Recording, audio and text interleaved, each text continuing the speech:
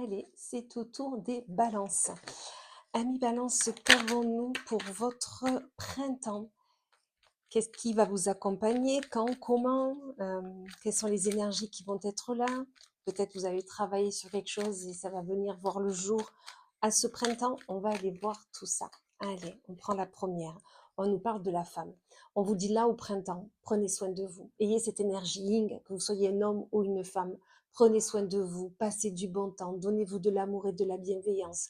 On arrête de se prendre la tête, on sort de son cocon, on me dit, et on essaye de se montrer tel que l'on est. Ok? Voilà. Ayez cette insouciance d'enfant. Amusez-vous, rigolez. Prenez la joie de vivre qui est là.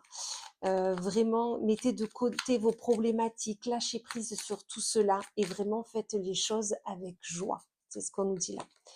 Dans tous les cas, vous allez faire lumière sur quelqu'un, sur un projet, sur une envie, une ambition, quelque chose qui est là au plus profond de vous et vous allez avoir cette lumière pour peut-être avancer sur ce projet, pour aller vers cette personne qui vous anime tant mais que vous n'osez pas.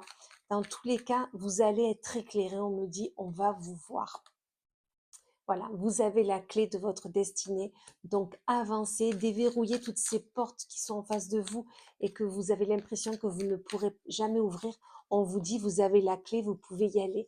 Faites les choses vraiment avec passion, avec envie, comme si vous vouliez mordre la vie à pleines dents. Et faites les choses vraiment avec votre cœur et votre intuition. Il ne vous trompera jamais et il vous amènera toujours au bon endroit avec les bonnes personnes. Pardonnez-vous, pardonnez aux autres les erreurs passées, les paroles, les actes. Voilà. Faites un pardon, faites un mea culpa si vous souhaitez vraiment avancer sereinement. D'accord? Vraiment, faites les choses avec amour et bienveillance. Sachez le déculper, sachez le donner autour de vous et faites ce pardon. D'accord? Vraiment. Et délestez-vous aussi de tout ce qui ne vous convient plus, que ça soit une énergie, une personne, une situation, une problématique. Laissez tout ça, délestez-vous de tout ça pour faire de la place pour du renouveau, d'accord? Et mettez-y de la distance aussi, ok? Même si on a décidé de ne plus voir cette personne ou de ne plus réagir comme ça ou de ne plus avancer avec telle personne ou telle situation, ok, mais mettez de la distance aussi, d'accord? C'est vraiment nécessaire, on vous le dit, si vous souhaitez vraiment avancer euh, avec, avec lucidité, on me dit, et surtout avec un lâcher-prise dont vous avez besoin. Parce qu'on vous le dit, le rôle dit, l'abondance est là avec la réussite. D'accord? Deux magnifiques cartes. Donc vraiment, du moment où vous allez faire les choses avec amour et bienveillance, allez écouter votre intuition, vous y arriverez, c'est certain. On vous dit quand même qu'il y aura peut-être encore une formation. Alors pas un truc énorme, mais peut-être à ouvrir un livre, à vous